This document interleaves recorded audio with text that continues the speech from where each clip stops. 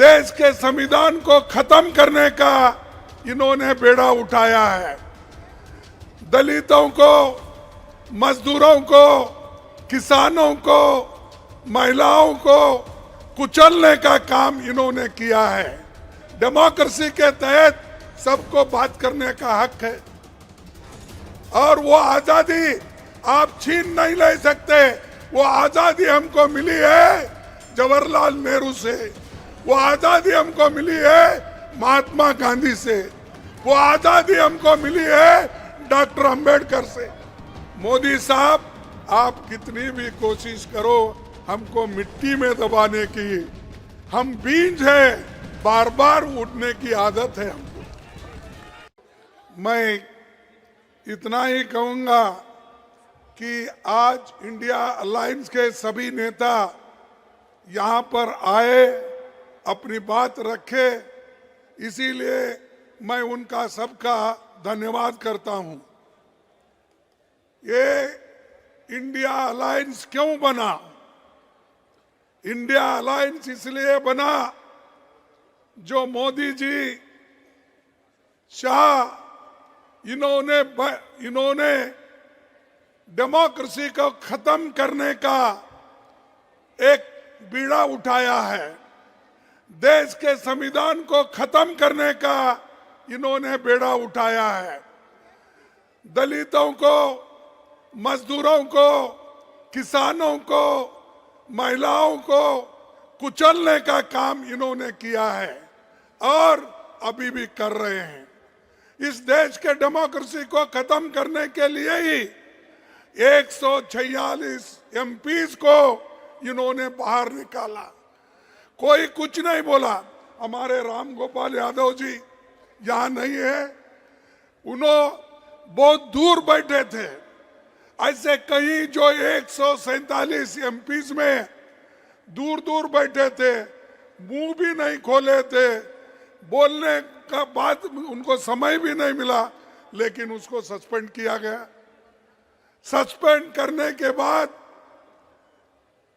हमने बाहर सभी मिलके गांधी स्टैच्यू के पास सत्याग्रह किया, धरना किया। तब जो हमारे सदन में सरकार के तरफ से ये आता है, मुझे बहुत धक्का लगा कि एक संविधान के उच्च पद पे बैठते हैं ऐसे लोग कहते हैं कि मैं एक फलाना जाति का आदमी हूं, इसीलिए मुझे इंसल्ट कर रहे हैं।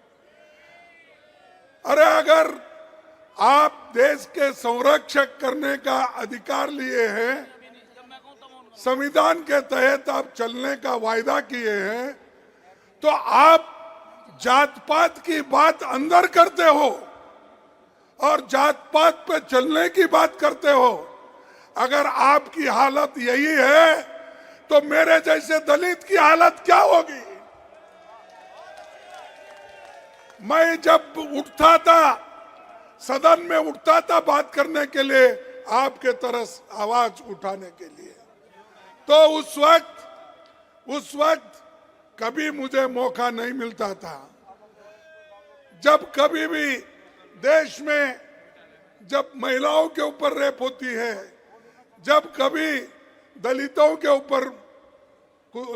को कुचला जाता है, किसानों को मारा जाता है, मजदूरों को मारा जाता है और संविधान के धज्जे उड़ाए जाते हैं, उस वक्त हम खड़ा होके जब नोटिस देते हैं, नोटिस पढ़ने को भी हमको परमिशन नहीं दिए। तो मैं ये क्या कहूं कि ये बीजेपी के लोग, बीजेपी की सरकार एक दलित को बोलने नहीं देगा, ऐसा मैं कहूं? अरे ये तुम संविधान के पद पे बैठे हो और तुम रोते हो। अरे संविधान चलाओ, संविधान के तहत, डेमोक्रेसी के तहत सबको बात करने का हक है और वो आजादी आप छीन नहीं ले सकते। वो आजादी हमको मिली है जवाहरलाल नेहरू से, वो आजादी हमको मिली है महात्मा गांधी से, वो आजादी हमको मिली है डॉक्टर अंबेडकर से। इन्होंने तैयार करके दिया, लाखों लोग कुर्बानी करके आजादी दिलाए, और आप लोग, आपके घर में कोई एक चूहा भी नहीं गया आजादी दिलाने के लिए, है गया? और वो हमको कहते हैं देश को ये बर्बाद कर रहे अपोजिशन के लोग, देश को ये लोग यहाँ पर डेमोक्रेसी नहीं चलने देते, ये कहते हैं। सबको बाहर निकाले आप, सभी एमएलए को, सॉरी सभी एमपीज को आपने बाहर निकाला, और सभी कानून अनअपोज्ड आपने पास कर लिया।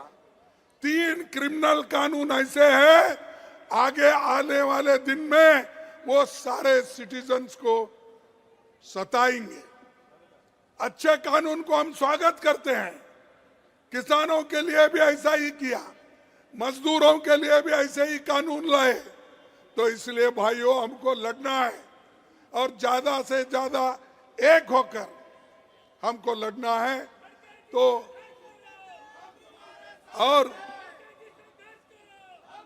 और आज मोदी जी हर एक को दबा रहे, हमारे कार्यकर्ताओं को जहां कहीं इलेक्शन आता है उनको ईडी का डर, सीबीआई का डर, इनकम टैक्स का डर। अरे कितने डराते हो? अरे ये अपोजिशन पार्टी कांग्रेस ये डरने वाली नहीं है, झुकने वाली नहीं है। अगर आप कितनी भी कोशिश करो, आप मोदी साहब आप कितनी भी कोशिश करो हमको मिट्टी में दबाने की, हम बीज है, बार बार उठने की आदत है हमको। हम तो तुम दबाने की कोशिश करते हो तो हम उठते हैं, और देश को बचाने के लिए, संविधान को बचाने के लिए, लोकतंत्र को बचाने के लिए हम सब एक होकर लड़ रहे हैं। मुझे खुशी है कि सारे अपोजिशन के नेता एक हो गए हैं। अब जब सब लोग एक होते हैं तब अकेला मोदी कुछ नहीं कर सकता। और मोदी जी को इतना घमंड आया है, इलेक्शन से पहले ही कहते हैं कि 400 सीट जीतेंगे। तो क्या मतलब भाई, 400 सीट जीतने का क्या है तुम्हारे पास? इतने पॉपुलर तो नहीं है, क्योंकि मैं देखा हूं जब कर्नाटक में आए हर जगह फिरे, गली गली फिरे, हार के आए। तेलंगाना में गली गली फिरे, हार के आए। हिमाचल में गली गली फिरे, हार के आए। ऐसी क्या बात है? तो आप पहले ही कह रहे मैं 400 सीट लाऊंगा।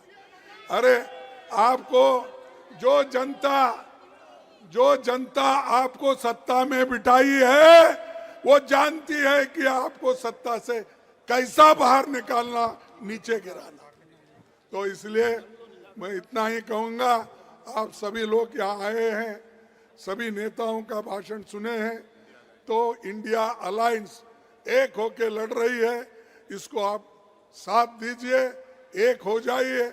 और मैं सभी मीडिया से भी अपील करता हूं, जो सच है वो तो बताइए, जो सच है वो तो कहिए, जो सच है वो तो लिखिए। इतना ही मैं आपको कहूंगा।